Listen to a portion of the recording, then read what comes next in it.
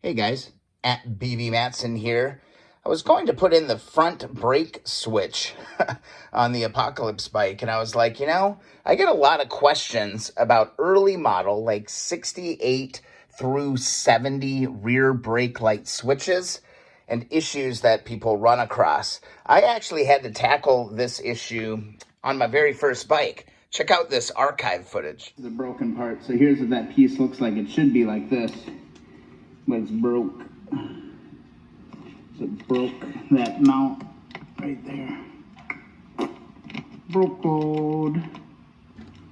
So basically, I had a broken mount for my lever and mirror on that switch, and it actually turned out to be a happy accident because, with most restorations that we're doing, we're probably going to be replacing our cables.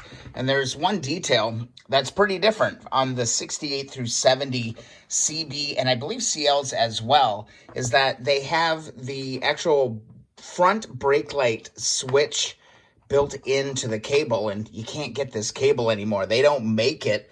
So if you're going to buy a new cable, you're going to have one without a switch, and that can be really problematic for a bunch of reasons that I discovered as I kind of went down this rabbit hole. So I'm taking a look at the Apocalypse bike here, and this is a later model. This is 72, and you can see here on the right we have a hole that's for our cable adjuster, and then there's also a hole here to the left, and that's where that brake light switch actually slides right into. Now on the early ones, the 68 to 70s, that hole does not exist because that switch was built into the cable. Can't buy the cable, so we got a little bit of a conundrum. Let's take a look at the front brake light switch. That's a mouthful. So here's that front brake cable switch right there, 2 wires, and then it's got this little pressure fit connector, okay? And that actually slides right into the hole on the right. There's a little indicator that'll slop that into place, and it'll lock in. And when you lift up on the lever, when you depress the lever, it actually will release the switch and turn the brake light on. So it's a really important safety feature on a bike. Unfortunately, on these early models, you ain't got that option to put that switch in there, because I went and dug out an old set of handles. You can see here, let's see if I can get these wires out of the way. There is no hole there for that switch, okay?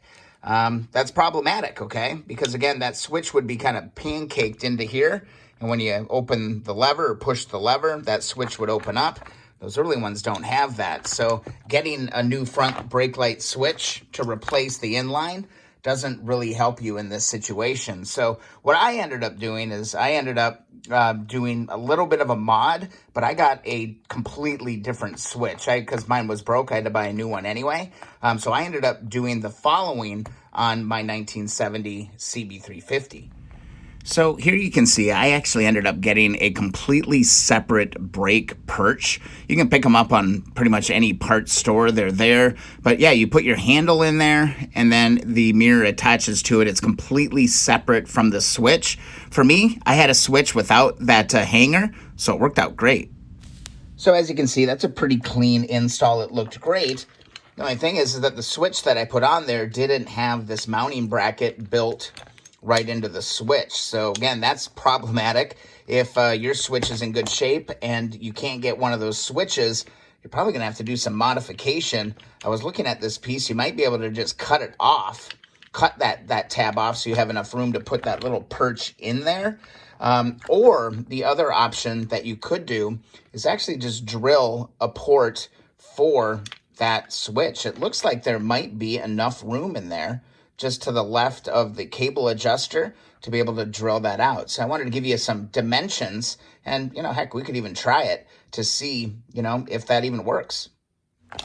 So there's a slight taper on that switch. Initially, it's 8 millimeters, and then it actually expands to 8.9 millimeters to hold that switch. So basically what's happening here is that this is slightly tapered, and, it's a snug fit as that switch lies in there.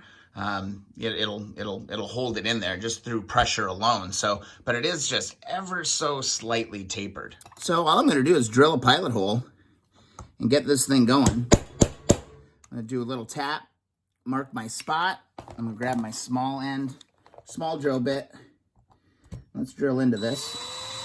It's aluminum, it should go pretty fast. So let's go all the way through it.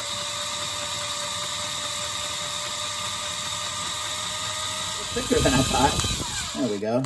So there we go. We got a nice little pilot hole here built in. Now we can go ahead and start to drill this out. So I'm going to go grab this 8mm. So I've got an 8mm here. Come on back. Let's get this into the chuck. Let's go ahead and drill this out. That pilot hole is absolutely key.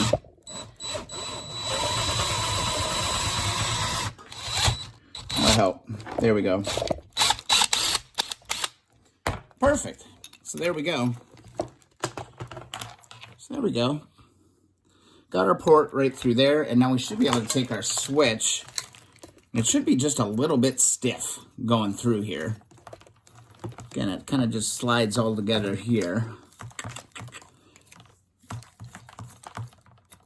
Just like that. Yeah, so it's just a little bit stiff going in, but it's pretty much right where we need it to be. Just need to kind of groove out. I'll go maybe 1 little millimeter bigger, so we got enough room on the inside edge here to make that switch fit.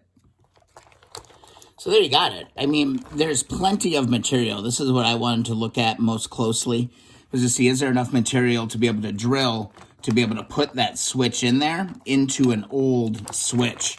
So again, this did not have the mounting hole. There is room there. There is room there to do that. It is on your lever, so it's really important that there's enough there, you know, so that it doesn't break or anything like that. But I feel pretty good about that. I would keep an eye on it just to make sure, you know, that it's not weakening over time. But I don't see that happening. We've got thick walls on both sides. And I think that's a doable fix for that, to actually do that. These switches are not cheap.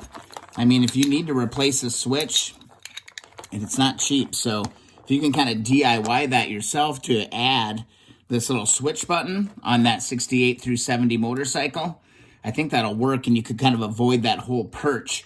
Now, the other thing you could do is actually probably just cut this piece out. Doesn't look like it's, you know, built into anything. It would cut out really simple with, like, say, a Dremel tool. And then you could go ahead and get the perch just like I put on the 70.